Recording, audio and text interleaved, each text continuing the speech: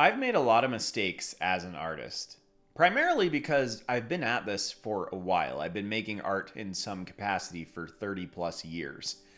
But this is not a me issue alone. I taught in the public schools here in the United States for 11 years. And in that time, I ran into a number of mistakes that young artists tend to make, myself included when I was young as well. Some of these hinge specifically on the newness. And yet, some of these mistakes, these issues, can come up regardless of where you are in your artistic journey. So, in this episode of the podcast today, I'm going to go over some mistakes to avoid as a young artist or as a person who is re engaging in their own art. My name is Zach, and if podcasts like this sound like your cup of tea, please consider subscribing. It would be lovely to have you along for the rest of them. Well, I don't want to spend too much time in the introduction, so I'm going to go ahead and start with a kind of strange one that I think will make sense the more I unpack it. And the first mistake is marrying yourself to one thing too quickly. This is really natural as a human, and maybe more natural as an artist. It's easy for us to box ourselves in, to consider ourselves a certain kind of artist. This happened a lot with my students in middle and high school. Students who would roll in, I'd get to know them over the first week or so, and they would make absolutely certain that I knew what kind of artist they were right away. In one of the first discussions we had, or in one of the first little quick projects, they would go, "I'm an anime artist," or "I like American cartoons," or "I try to make everything realistic," or "I do this." There was a myriad of topics, but it was something that came up frequently enough that I took note of it. And as I taught these students, because a lot of them I started with as sixth graders, so they were 12 years old, and I would teach them all the way through their graduation at 18. Sometimes those kids would run into some obstacles in those upper years. And generally what that came down to was you married yourself to a style, to an identity as an artist when you were younger. And now that you might need to stray from that in some capacity, there's a primal part of you that's fighting that. We as humans often don't like change. And so if you have decided at some fundamental level that manga and anime are your inspirations, they are what leads you to be an artist, that's what you want to do, or maybe it's just like a fundamental primal inspiration. Now, there's nothing wrong with having that be your inspiration. But if you are, as an infant or baby artist, marrying yourself to something like that, it can be really detrimental. So the first part of this that I want to pull apart, I've already been talking about, which is style. If you, as a beginner or newbie artist, are marrying yourself to a style solely, it can be really, really detrimental. Well, why is this? Well, it's actually the same reason why so many art teachers fight their students drawing comics or drawing anime-styled characters. It really isn't something about those being bad or worse forms of art. It's that if you don't learn the fundamentals of figure through actual figures, if you learn them through anime or manga alone, it's really hard to stretch out of that. I saw this innumerable times in my own educational experience, and actually a couple friends that I grew up with as well that drew only stylized characters. When they got to college and things like that and started to try to pull apart actual more realistic drawing styles, it was a really difficult transition for them. But this actually extends in any stylistic way. If you as an artist have determined that you only make abstract art, you only make non-representational art, that marries you to that identity, and at that moment that might be perfect for you. But artists change over time. We are humans after all. And if you attach your artistic identity to a particular style, it could be that over time that needs to shift for you. And if you have married yourself and committed yourself so entirely to a particular style, that shift can be very, very difficult. In fact, sometimes it can feel like you're starting over. That's not really accurate. It's not what's actually happening, but it can certainly feel that way. If you've learned all the proportions for all of the manga and anime that you copy, and then all of a sudden you decide you want to work on something more like traditional American cartooning, which either has more realistic or, things like SpongeBob, where they're very unrealistic in the way that they're put together, those transitions can be very, very difficult. So be careful not to marry yourself to a style too early. To mimic a style, to copy a style, totally fine. But be careful about identifying yourself as an artist as only doing a particular style. The next thing here is medium. If you identify yourself through a particular medium as an artist, you go, I'm a digital artist, I'm a painter, I'm a drawer, and that's it. You are cutting off avenues for yourself to explore. All of the artistic mediums in their own fields, like the 2D fields, the 3D fields, they are all kind of adjacent to one another. And if you are a sculptor, it's not unreasonable that you might find yourself in ceramics at some point, or even working with wood or stone or metal. It's generally the same things in your mind that loves the one will often transition pretty easily to the other. Now, I am much more of a two-dimensional artist, and for me this is tremendously true. And I ran into this with a lot of students over the years as well. Students who really thought of themselves as drawers, and yet when they would either have the opportunity to try a painting class or we would just get into a unit that allowed that, every once in a while I'd have these students who fought me tooth and nail to not paint. And they would finally start mixing paints and start working with a brush. And after a little bit of frustration, the two of us would kind of together realize like, oh, you're not a drawer by nature, you're a painter. And not everybody has this epiphany, but enough people had that it led me to believe that most people trend towards one or the other. Most people really are drawers or painters at heart. And they don't seem to be the same thing. I mean, I do both, but there is something about the building of shapes that really leads me to believe that I'm probably much more of a painter by nature. I've just spent way more time drawing than I have painting. You see that a lot more on this channel, obviously, as there's a lot more drawing than there is painting. But again, tying your identity up in what medium you work with can just commit you to something that doesn't need to be committed to.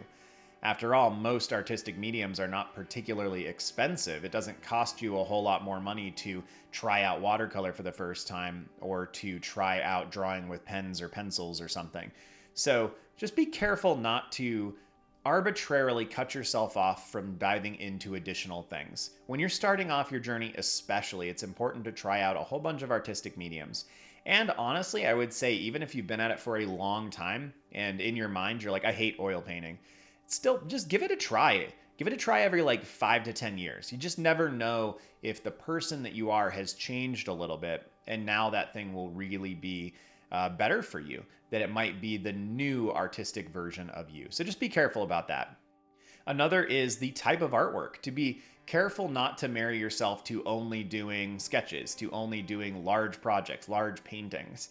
This is perhaps a little bit less common, but it's also worth stating here, I think, that you need to be careful to focus really on the assumptions that you're making. And I think that's what a lot of these early mistakes are going to be, is assumptions that you make as a young artist and then they just get built into your identity as an artist.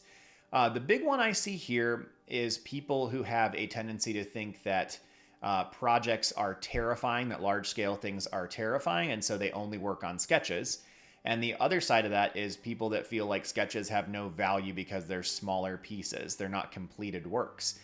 Both of those are just not true. Like both sides of that coin have their validity. They have their purpose.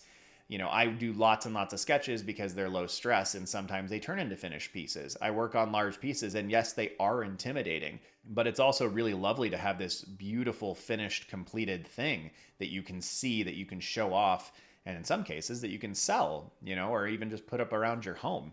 Those are wonderful things. So be careful about the type of artwork. And I'm focusing mostly on like size here, but this could go a lot of different places where you're doing abstract, representational, landscapes, portraiture, whatever it is. I've had some students over the years that are like, I draw horses and that's all I do. And there are people that get a lot of joy out of that and that's going to be fine for them. But just be careful in your early days as an artist not to marry yourself so much to a single kind of artwork. Here's another rather interesting one. Be careful not to do the kind of artwork that has gotten you a lot of encouragement.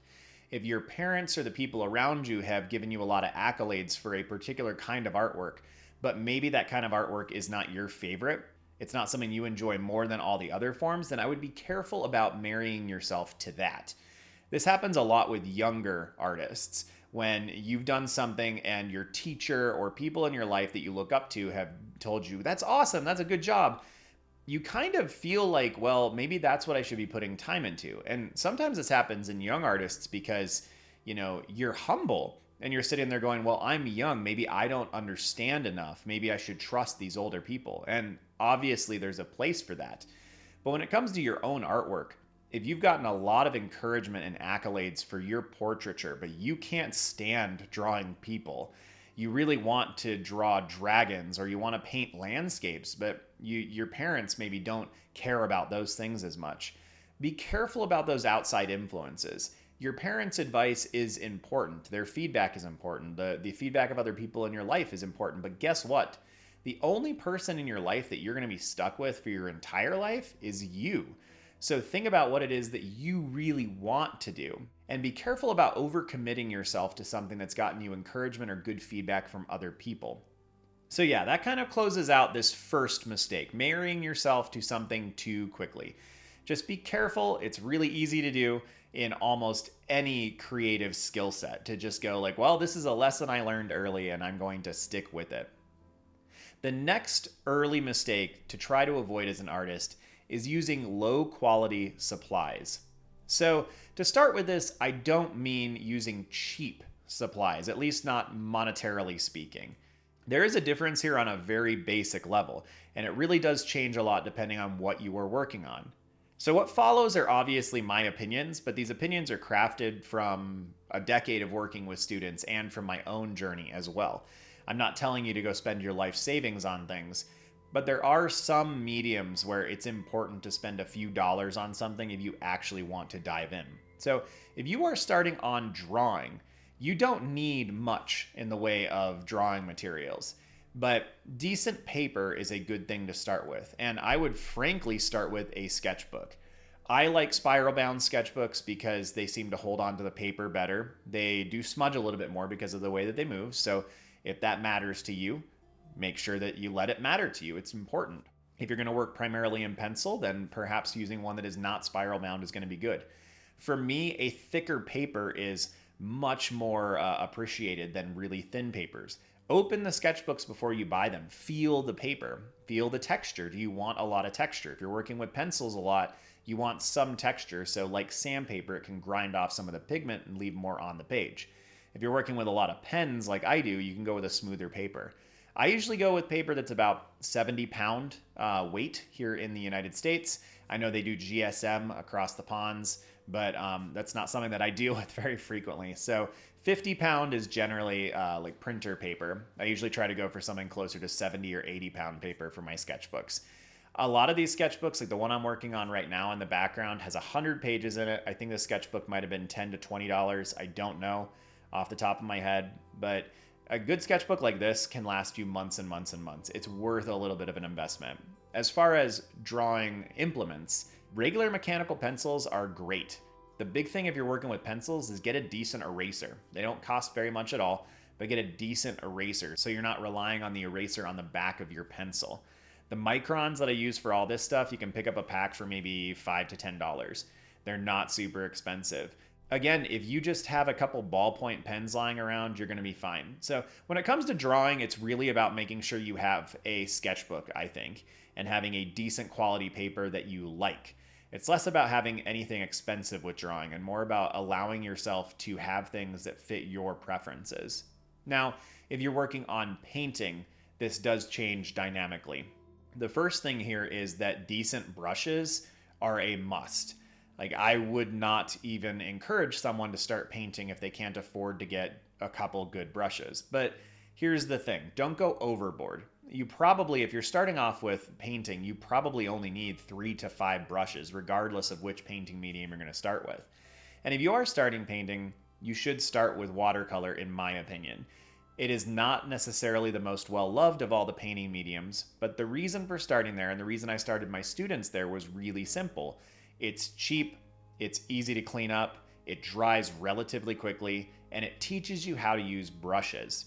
If you've never used brushes before, jumping into acrylic or oil, is a little bit more daunting because you're not just working with a new medium, you're working with a new implement as well. So if you start with watercolor, and a cheap watercolor set might cost you $3 from someplace like Walmart, and often it will come with a single really terrible brush. But you can usually buy a really cheap set of brushes for maybe $5 or $6. So you could actually get started on watercolor painting for about $10. The big thing with watercolor painting, though, is I would very much recommend using watercolor paper. So to set yourself up with a watercolor paper pad, a couple brushes, and some paints, you're looking at maybe $15, maybe $20. And that would actually take care of you for a couple months of just practicing and learning how they work. But a couple decent brushes are really going to take care of you well. The big thing here is if you get watercolor and then you just go get printer paper from the printer somewhere in your house, that is not what watercolor is built for. If you try to use it in your regular sketchbook and you have thin paper, you are not letting that medium be what it wants to be. And this is really the crux of this whole thing, is you're using a low quality supply for that art form. And it's going to lead to an experience that is just not optimal. And it's going to give you some bad information about whether you actually like that medium or not. When it comes to acrylic painting, which is pretty common to start with, the big thing here is you can start with cheap acrylics. I've used a bunch of different kinds of acrylic paints with my students over the years. Cheap acrylics don't seem to be that big a deal if you're just starting to learn. Make sure that you have paper, again, that's thick enough to really practice things, that you have brushes that don't fall apart. And I would pretty much just avoid oil paint unless you have a lot of it around or you've been acrylic painting for a long time. Oil paint is its own beast. And when you start getting to oils, you really are going to be spending a lot more money and you're going to want higher quality supplies in that realm. But this also goes for three-dimensional things too. If you're going to work on carving, like let yourself have a decent knife or decent chisels for working on that. If you're working with clay and ceramics, there is a huge difference between crappy clay and high quality clay. I think the whole point here is that it's better artistically from a supply angle to have a few higher quality things than it is to have a lot of low quality things, especially as a beginner. The reason is quite simple. If you have a bunch of low quality things, you might not actually know whether you like watercolor painting, whether you like ceramics, whether you like working with pen and ink, because you haven't worked with something that's been high quality enough to actually give you an idea of if that medium is going to work for you. So that's kind of the end of that second mistake that often happens in early artistic careers and journeys. This next one is not keeping a sketchbook. So sketchbooks are super important for a lot of reasons. They are one of the few things that I required in all of my art classes the entire time that I taught. In fact, they took up a substantial chunk of my budget every single year, because the way that we worked at the charter school that I taught at, we supplied most of the art supplies for students. We had some fees and things like that, but we supplied most of the supplies. And generally about 20% of my budget every year went to sketchbooks. And every couple of years, somebody would inevitably bring up, like, maybe we could have them buy their own, maybe like they don't need them. And I could not get away from the fundamental nature of a sketchbook. A sketchbook allows you the space to prep things, to work out your ideas before you commit to a canvas or a high quality piece of paper. It is a stress-free arena that you can close if you're working on something that's embarrassing to you. It's easier to snap that shut than it is to take a paper off of your desk. It allows you to explore things. You often have it with you so you can work on ideas when the muse strikes, or you can draw a cool thing when you run into it. A sketchbook is a repository for your artistic knowledge and explorations. It is a wonderful thing. For me, the biggest thing over the years as an artist myself was that it just gave me something to do. When I had my sketchbook with me, I tended to draw more. I always take them with me. I end up drawing, like if I'm in the airport, like I'll draw for a few minutes. If I'm on an airplane, I'll draw for a few minutes. If I'm staying at a hotel somewhere, if I end up staying at my in-laws' house for a few more minutes or my parents' house for a few more minutes when I'm picking up my daughter, I've got a sketchbook. I can get a 5 or 10 or 15-minute drawing in. I'm at a coffee shop, I'm at a restaurant, whatever it might be.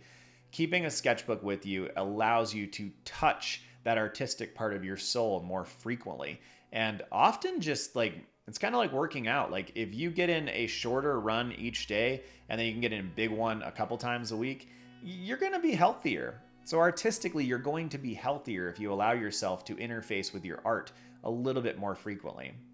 Another thing, though, that is really beneficial about sketchbooks is they are a record of what you have done. This is in two parts that I think are really important. One, it allows you to see your own progress. This is really important because as we grow as artists, our eyes get better at seeing the mistakes and seeing the inaccuracies, the things that we need to work on. This is good, but this also means that your art will basically never look altogether better if you allow it to be contextless.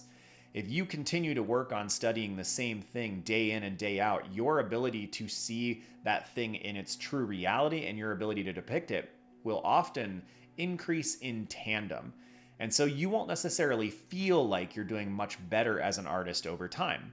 So having a sketchbook where you can go back and see your first sketches of your cat, and now you can see your current day drawings of that same cat, you can go, oh my goodness, I've improved a lot. We lose perspective when we don't keep something around that allows us to actively see it. So a sketchbook allows you to keep a record of all of your progress, the things that you've done. Now, the second part of this, and one that's really fun as you get older, is it gives you a record of who you were at that time.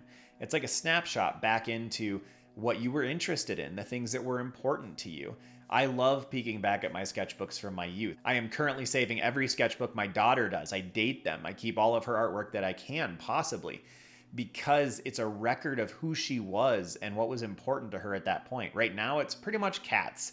And then when she's drawing with me, it's cats and monsters. And then sometimes it's robots. And, she takes pieces of what I'm working on and works them into what she's doing and what she's thinking as well. So those are some really important reasons to keep a sketchbook. There's a ton more. If you want other resources on that, I would recommend checking out the channel Sketchbook School, which I will link below. The guy who runs it is fantastic. He's just a lovely, humble human being, and I've really enjoyed his content. But it's pretty much just about sketchbooks, and it's wonderful. So if you want more on that, go check them out. The next mistake that I want to talk about is thinking that every piece needs to be a piece, that it needs to be good. Not every drawing that you make, not every painting that you create is going to have purpose. It's not all going to be pretty. They're not all going to do the things that you want them to. And these are all very separate things. But I want you, if you are a young artist or if you're really getting back into art, try to detach yourself from the notion that everything that you do needs to be good and that everything you do needs to actually be a piece. What do I mean by this? I mean that every time you work on a drawing, if your concept is that it needs to be polished and finished, or it was a failure of some kind, or you just have a pressure to finish everything, that's not necessarily very constructive. I have a lot of drawings in this sketchbook in the background here that are just quick ideas.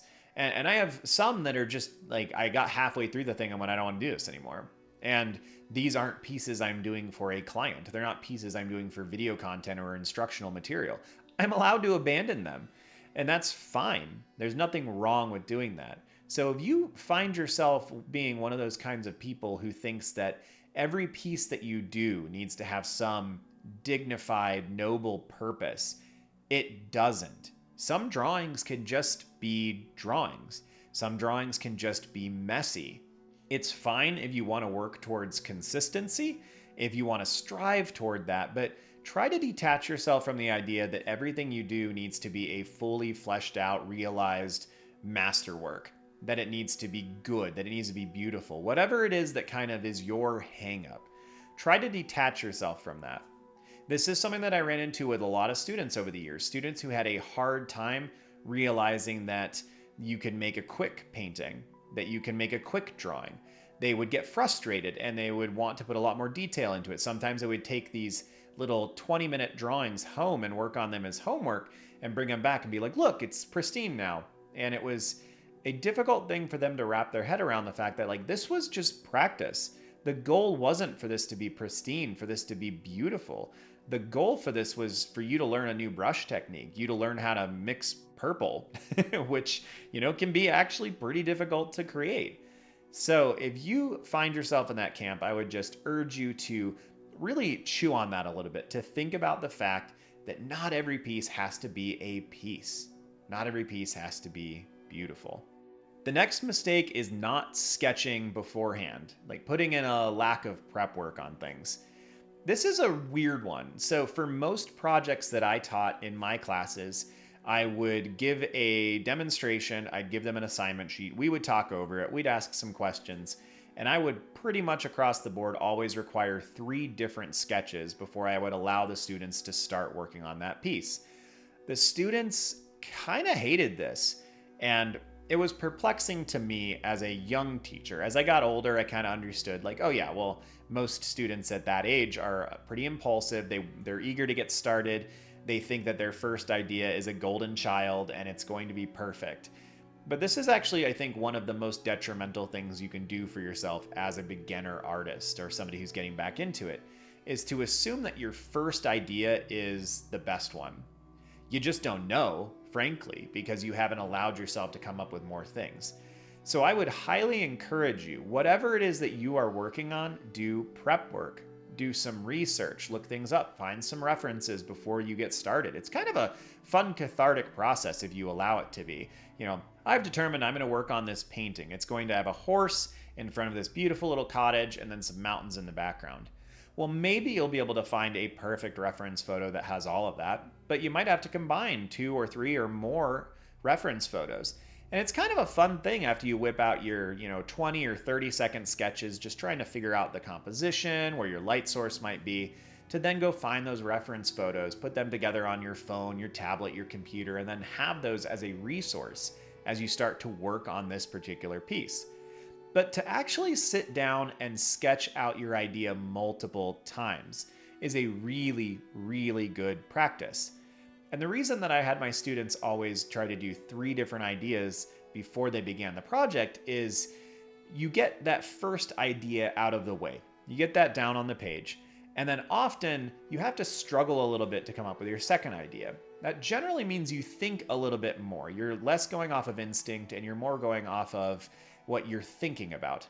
And then that third idea is usually, for most students, getting into this point where they're really kind of like dredging up whatever they can, usually just to go with one of those first 2 ideas so they can have that process finished. But I wish I would have kept statistics on this, because I would wager that 75% of my students never went with their first idea. Almost across the board, as they started to come up with some different sketches, different ideas for what they might do for this, they spent more time thinking about it, and they would generally augment that original idea with other cool things. And even if they went with the original idea, it would almost always be changed by something cool they came up with in the latter portions of their thumbnailing and their sketching process. Generally, I wouldn't have any students ready to start the project on the first day, and sometimes not even on the second day. So we're talking, I spend 20-30 minutes going over the assignment, they spend 20-30 minutes kind of sketching, and then the next class period, they'd spend the whole 50-minute class period just brainstorming and coming up with ideas. This process gave me a much higher percentage of students who were satisfied with their work. And really, as a teacher, that was my goal. My goal was to get students to get to whatever the next level was for them specifically, and figure out that they can do it, that this is a thing that they can learn how to do and that they can improve on. So if they're coming to me and they had no artistic ability at all, it's like, okay, let's just teach you that you can learn this. And if they were pretty proficient, I would try to get them to realize what that next jump is, the next thing they could get to. And sketching was almost always a part of that, because the more time you give yourself to chew on the thing before you dive in, the better you've thought through it, generally, the better the final product is going to be. The next mistake I want to hit on is working small because you fear working big. And this is one that I run into a lot. And this is different for drawers and painters for sure. So it's pretty common for artists of all skill levels to have some aversion to working on large things. We feel some innate safety in working on something small, almost like we can control it better. And for drawing, this makes a little bit more sense. Like the tiny little tip that I'm using to draw on this picture right now is minuscule. So working on tiny little drawings is not only doable, but it's enjoyable. But even this drawing, it's a full page. And some of the earlier podcasts are these massive, like 18 by 24 inch pen drawings. Like, that's big. It's a little out of my comfort zone. But often when you work bigger, your brain treats it differently. There's a lot of weird psychological reasons for why this might happen, but some of the reasons are actually physical. Like your wrist, your elbow, your shoulder, the things that you draw from, that you use to rotate to make all of these marks, they have size to them, right? Like your wrist moves in certain arcs, your elbow moves in certain arcs. And so there are going to be certain things that you do that are easier to do on a large scale. Making these tiny little marks back and forth is pretty easy because of the way that my wrist moves. But when I'm trying to put big things together, things happen differently. And if you're trying to make something that has these long lines that need to be precise, if you're working on a larger scale, it's easier often to make those accurate. Now, for drawing, I think it's good psychologically to start working on bigger things. They're often more dynamic. They look better to other people. If you're seeking that encouragement, you're often more proud of the big things that you work on. But for painting, there is an absolutely fundamental difference in working large.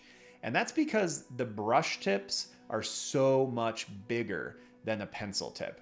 Why does this matter? Well, when you're working on a small drawing, the thing that you are using to make that drawing is tiny.